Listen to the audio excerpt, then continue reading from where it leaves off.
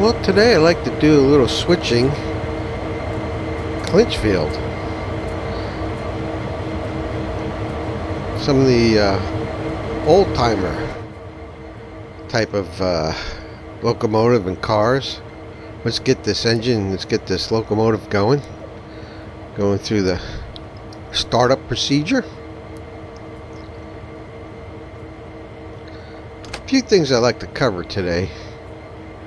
Using this older locomotive, the dynamic brakes, and here we get the air valve cut in so air goes through the train brake, and also get the locomotive brake, independent brake sometimes called, air cut into that. So this would be the lead locomotive with these valves controlling the train. I like to switch the gauge lights on.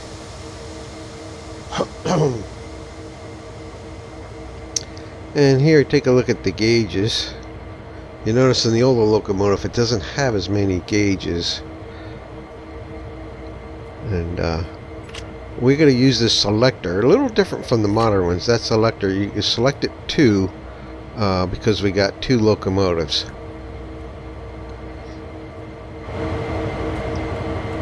And then we got a string of old-time boxcars from, I don't know, I guess back from the 60s, 70s era.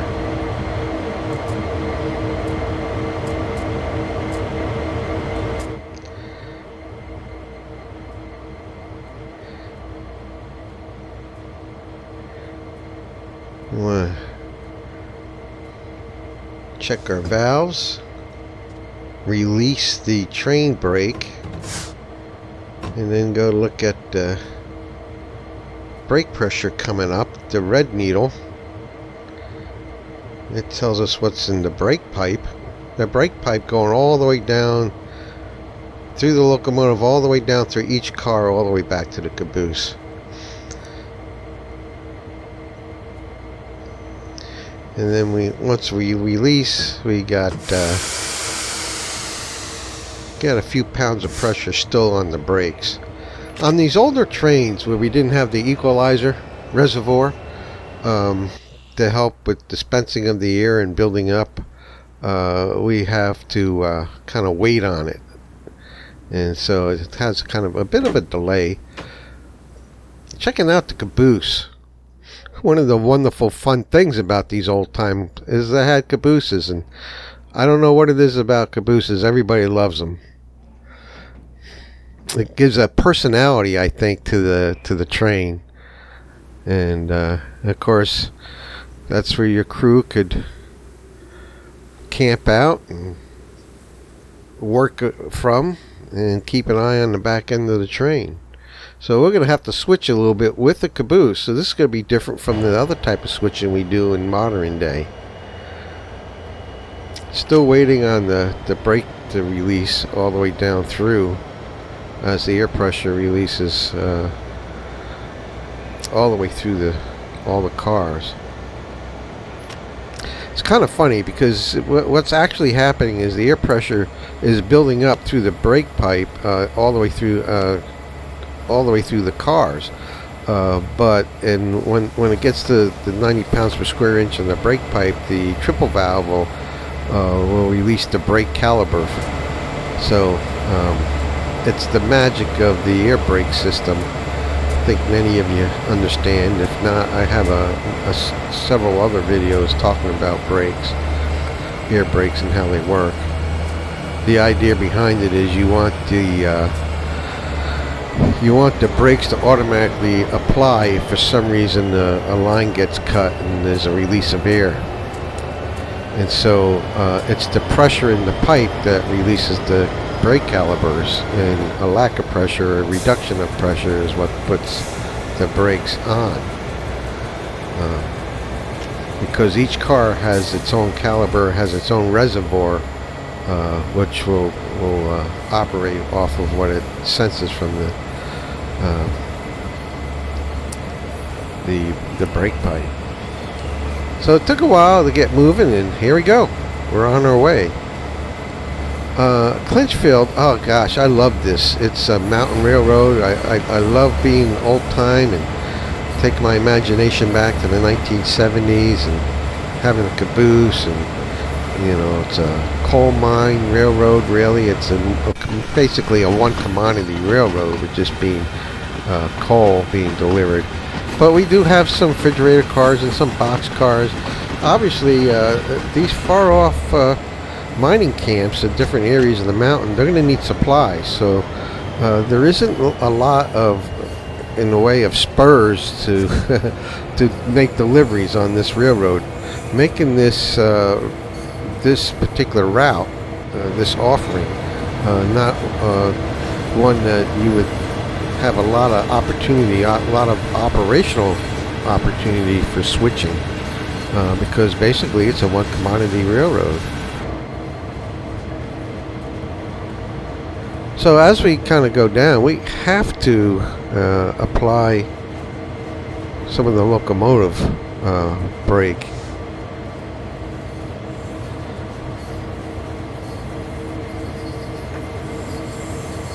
And you can see on that center gauge with the one white needle, that's your brake caliper. And we've got a little bit of applied on the brakes right now. So that brake caliper is a good indicator.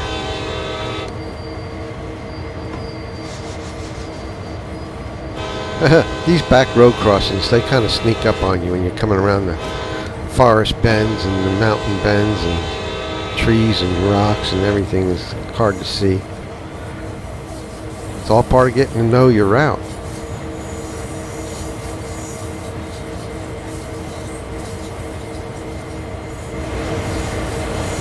So at some point we get to use our dynamic brakes. This old locomotive doesn't have a separate handle for dynamic brakes, so we have to change the selector to go into dynamic brake mode, and then the actual handle for the throttle ends up being a brake handle as well as the throttle. So just by changing the selector, we'll see that in a minute. We don't have a lot of downhill on this particular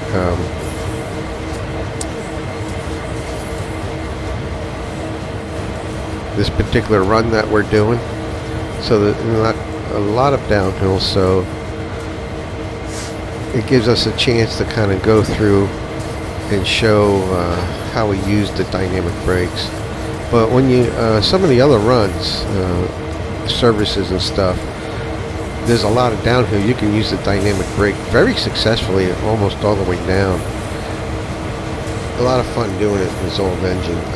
Some of the other videos I had no clue how to do it, and now I do. It's just a matter of using that top handle to see, it's still selected 2 for our throttle, but eventually when we decide to go to dynamic brake, that brake, instead of working off the air, will work off the electromotive traction system and kind of reverse traction, and that's the dynamic brake. So that's why you're still using a throttle handle, because you're still using that throttle to work the electromotive traction system, but in this case it would be kind of a reverse.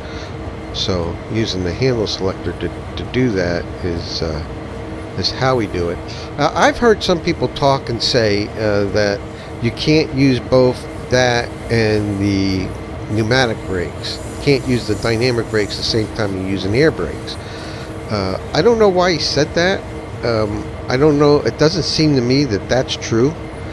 Unless in gameplay it's not doing what it should do in reality. But as far as I can tell in gameplay, I could use both. Maybe somebody can comment about that and straighten me out on it. But I'm not even saying it's proper to use both.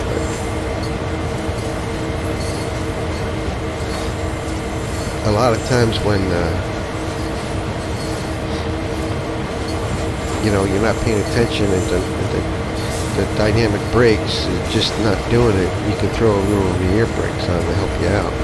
I love riding along the caboose in the conductor spot, taking a look, seeing just when the end of the train is getting through certain areas.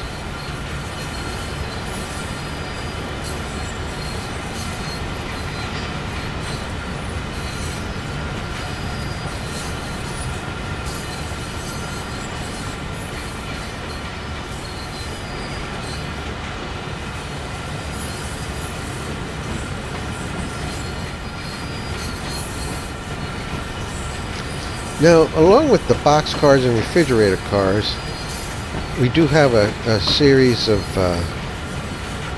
hoppers, coal hoppers, and we want to get those off, so we're going to switch them out.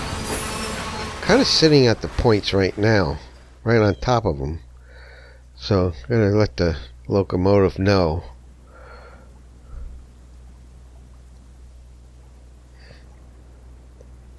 We gotta back it up. So in order to switch out hoppers, this is what's different about modern day switching and the old time switching. You always had to do another move in order to keep your caboose. So we're gonna have to back it up a little bit and undo the caboose before we do our switch operation.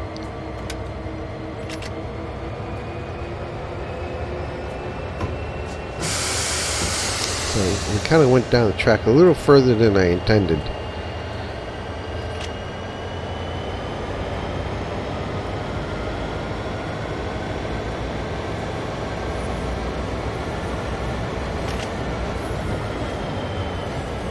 I love these early mornings in the mountains. The sun kind of peeking through the trees and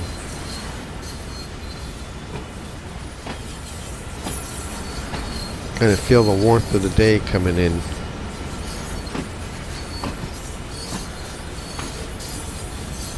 Sure, there was some nice cool mountain air all night long.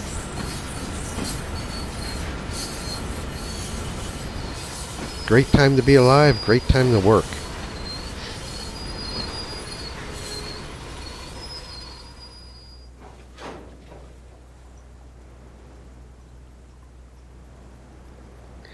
Put on the handbrake here.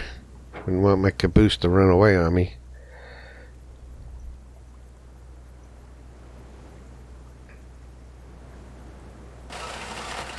A lot of times, you know, in switching in the yard, you just keep moving cars around. We don't bother with the handbrakes, but here we are on a mountain. In most cases, probably going to want to put the handbrake on. To be honest with you, I've never seen a car take off on me in the simulation. In the train sim world, I don't think deals with that. Now, if you watch my other videos, you've watched me kick cars. And, you know, you can kick them out and they'll roll free. But I've never seen one free rolling on its own, just because it was on a grade. Kind of unfortunate. I like to see that. You know, be a little bit more play in reality, but that would mean players would have to pay attention to what cars had handbrakes on and make sure they, you know, put them on. And I don't know, that isn't one of the things that they're that I see that's part of the game right now. It ought to be, you know, in my mind, if you want to call it a train simulator.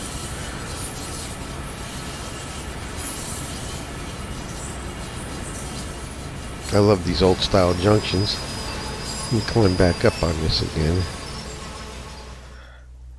I think about it.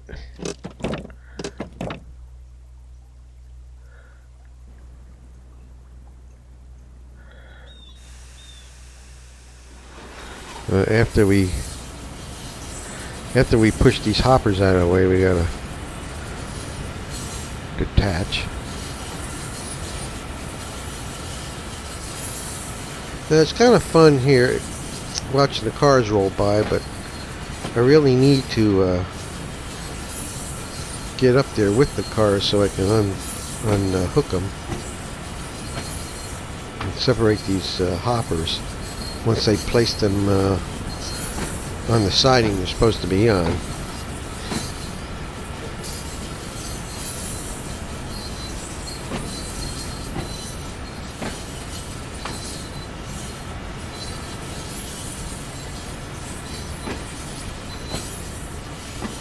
They've done a nice job at this route. I mean, just pretty trees all through the mountains here. Really nicely done. I had some criticisms in other videos I've done on the route because there are some bald spots and there are some places that are not quite as pretty, and I'm not sure why, but for the most part, it's a very nice looking route.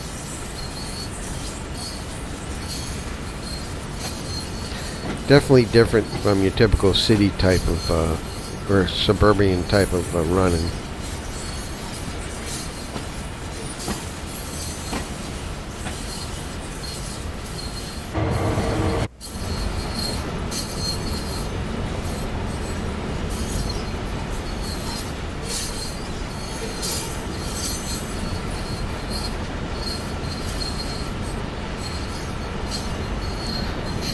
Yeah, so, in reality, I would have rode the back of the train because we have to figure out where we want to spot these cars. We're going to push them up the siding quite a ways. There's a coal dump not too much further up, because I'm keeping an eye on when the boxcar and the hoppers come together and make sure they're all the way in the spur now.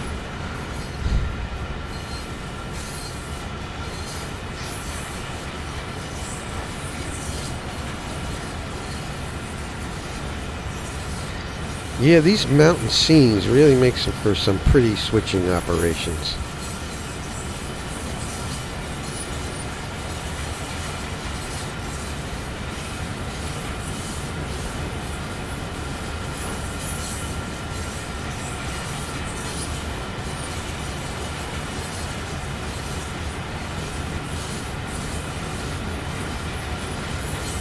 Yep, we can see the coal dump now.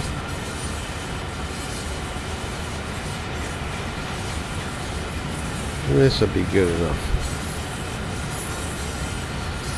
At some point when coal comes there, these hoppers will be ready for loading.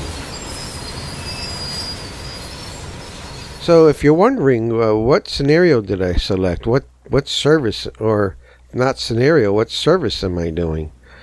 Well, in this case, there isn't any free roam scenario, I don't believe, that allows you to do at least. No, I don't think there's a free roam scenario that I can remember.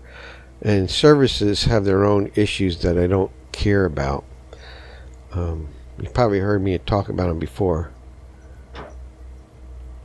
Okay, we got those two unhooked. In that services, if you do any kind of switching operation in a service, then they're going to tell you every step of the way your objectives. To me, it's quite annoying,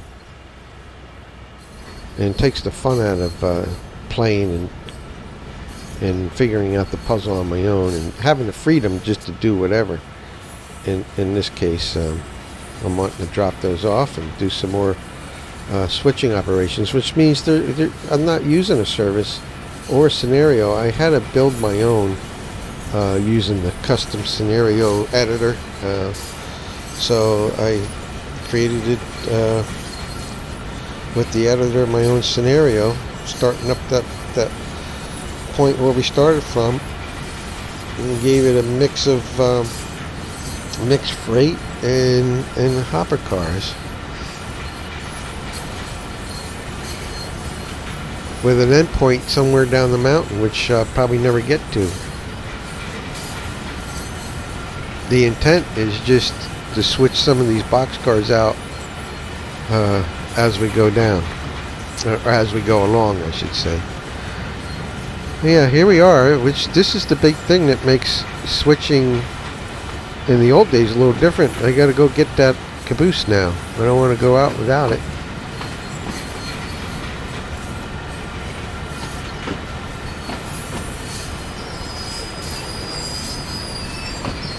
A little bit more.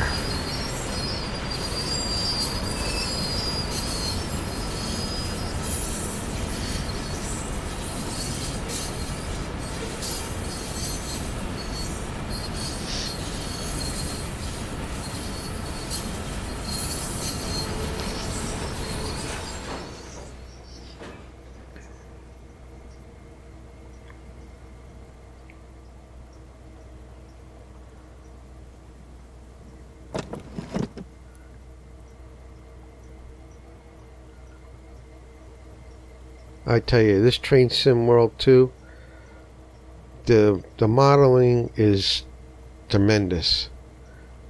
You know, overall textures, you can't beat it.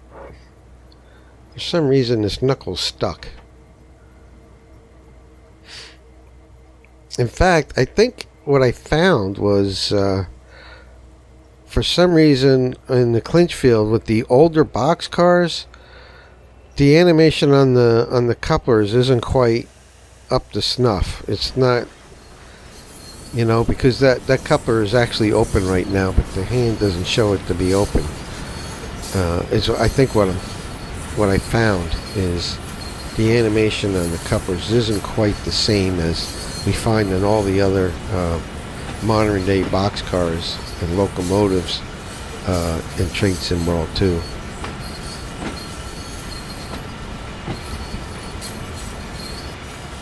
And just in case you've experienced that yourself, it's not you. At least I'm having that trouble.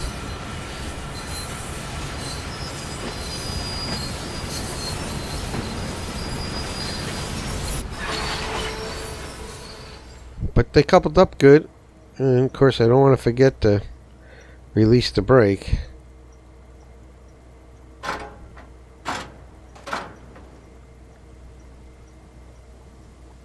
Sometimes it's difficult to use the mouse to do the operation. I'm going to turn the HUD on. There we go. Gives a little bit better direction. Alright, back up to the locomotive.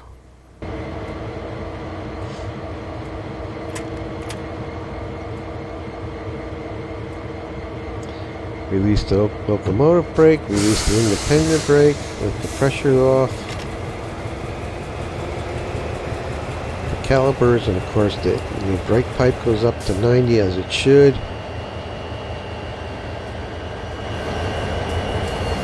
It can get a little confusing because we talk about, releasing the the train brake for all the cars, and what that does is it allows air pressure to go all the way through the brake pipe and get it up to the 90 pounds per square inch. But in actuality, that allows the triple valve to release the calipers. So we refer to that as the release position, even though we're putting air down the brake pipe.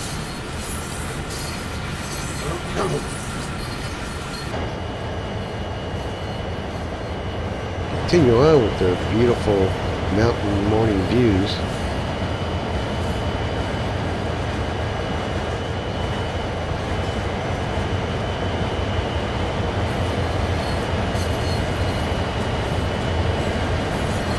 Got some deciduous trees and evergreen trees here.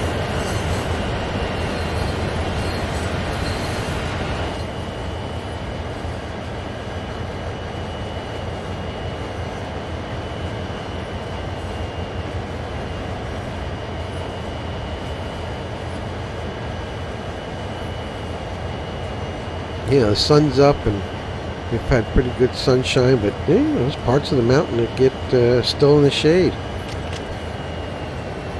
Still in the dark, in a sense.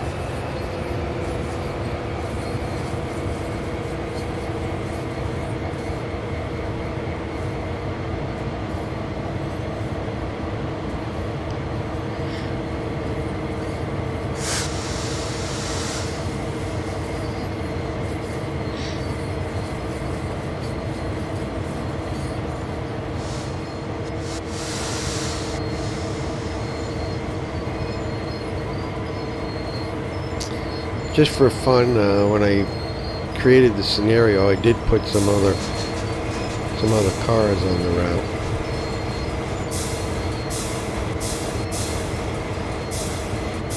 One thing about creating your own scenario is you got to think about things like that. Otherwise, you end up riding along bare tracks and an empty railroad.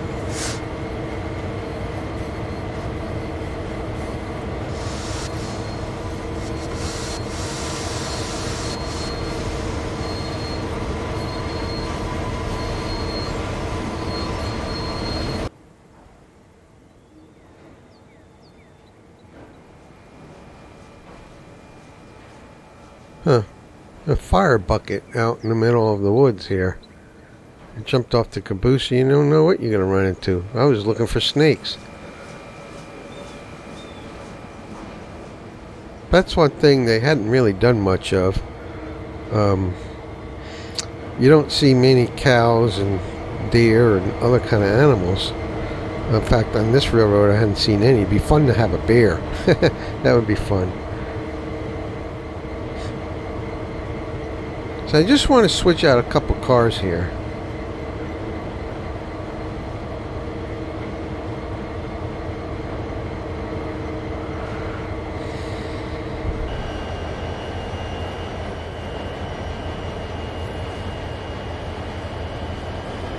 I noticed on some of the railroads in the UK, there's lots of cows and stuff out in a farm,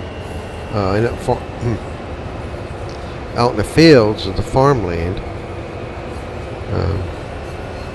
It would have been nice if they threw a few in here. Now, I think I remember seeing a horse up the mountain on the backside of one of the barns.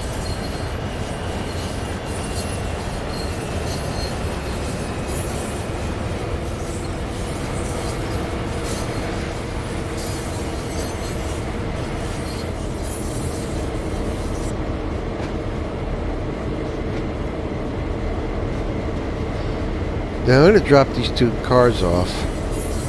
There isn't a spur for this purpose, so this is kind of a work area. We have a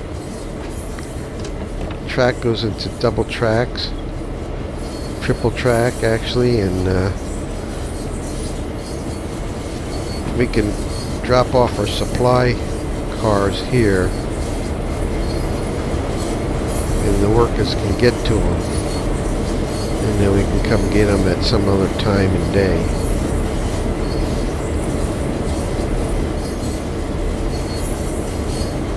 And they can always truck whatever they need up to different buildings. But I got to get away from those points and kind of place it here by this fence. That should be far enough from the split. And accessible to these guys.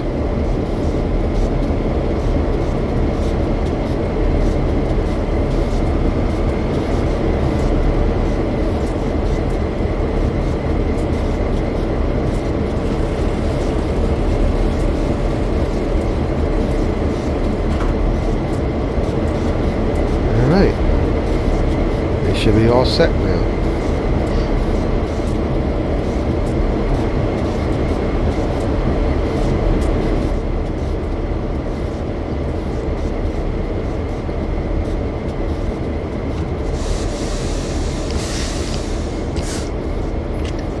Yeah, kind of using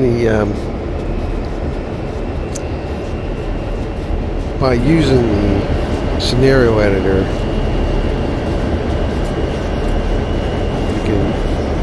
use our imagination and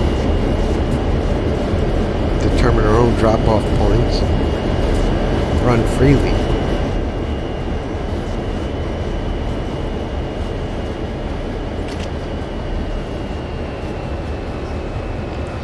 You know, it'd be good if they, in the editor, allowed you to put the objectives, you know, so you could build your own objectives and then use the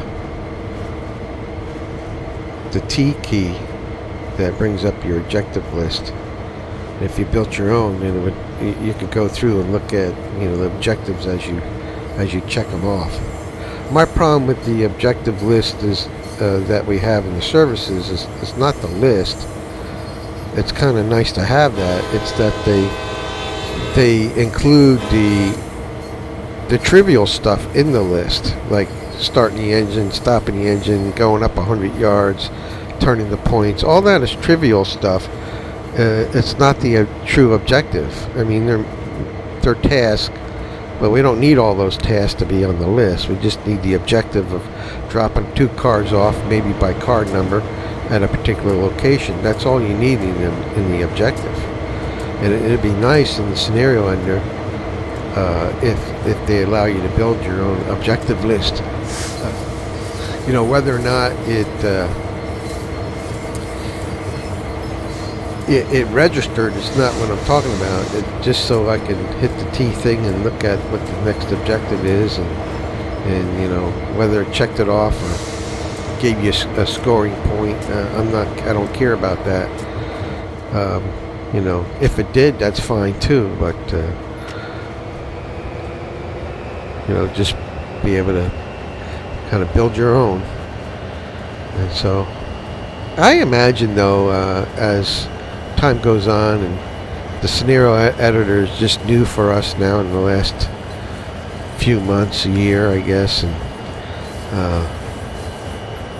we'll get more functionality out of it, hopefully, as time goes on. Gotta get off. Switch these points.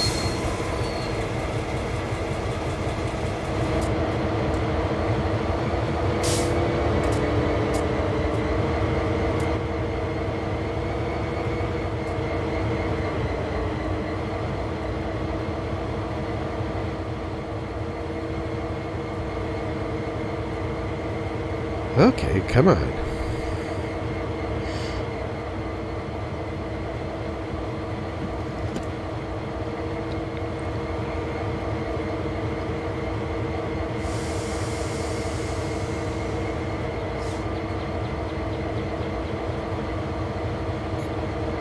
I tell you, the life of a conductor.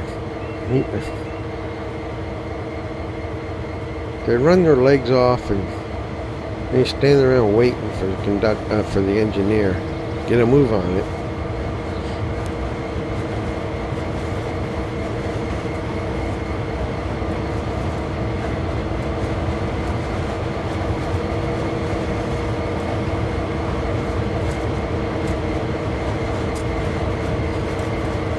So in a sense, what we're doing now is we're going to run around those two boxcars we dropped off and use this track.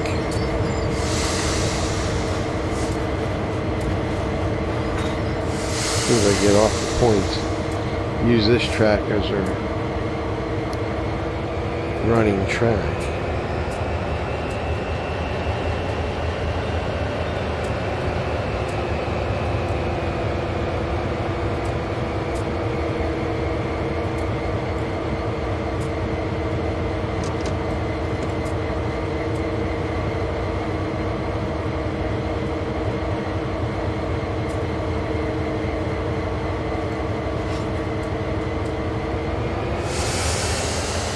At this point, I can get back on.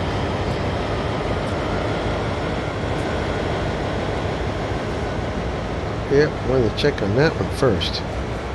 Good thing I did. Remember, I have a line of cars up there I set out in the scenario editor. Give you something else to think about. Whoa, he blew by me. Supposed to let me jump on here, fella. Hey. Alright. By some luck of magic or something, I got on.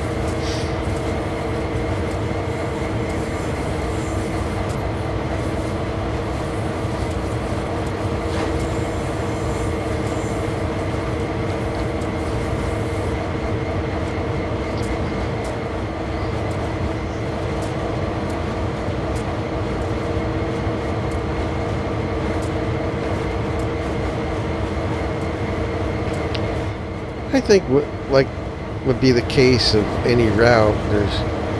I chose this particular branch off the main line because I thought it was a particularly pretty one.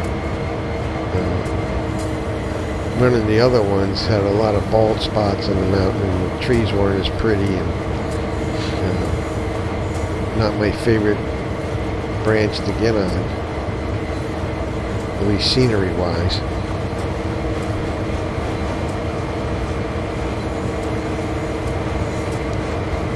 But this one, I like.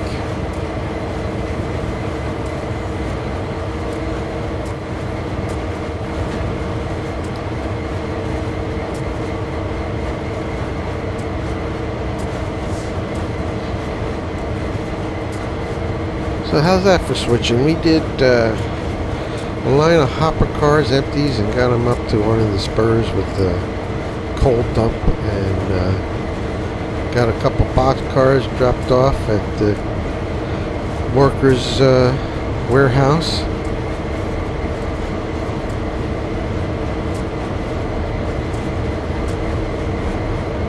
We got this train up on the left waiting to do some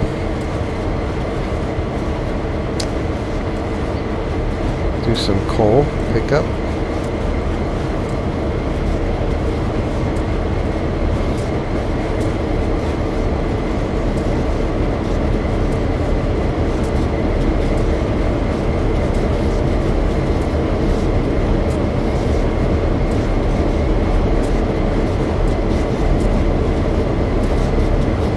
One of the things I've noticed though is, the box car is red and the refrigerator car is yellow. And I was thinking about this. I mean, truthfully, a lot of the routes, all the cars would be the same color scheme, same label and all. That's true, but in reality, when we see trains, a lot of times they have mix of other routes in there. And up until the time of before we could do scenario editing, we weren't able to mix them, but to me it does look a little odd that we have all yellow cars and all red cars, and we don't have any kind of other mix. And I was thinking about that, and I realized that it'd be nice if we got the scenario editor, we also have the paint editor. If we could bring in a stock car, that's already got the paint scheme on it, nicely hooked up there. Good job. These are weathered kind of nicely, to be honest with you. But especially with the other routes, if we could bring in the standard car for like CSX, which is a blue box car with yellow letters, and we could bring that into the paint editor as is instead of a blank car, but with the original paint scheme, and then we could weather them and make two different variations. And I would think that would be something that we'll be seeing in the future. It'd be phenomenal.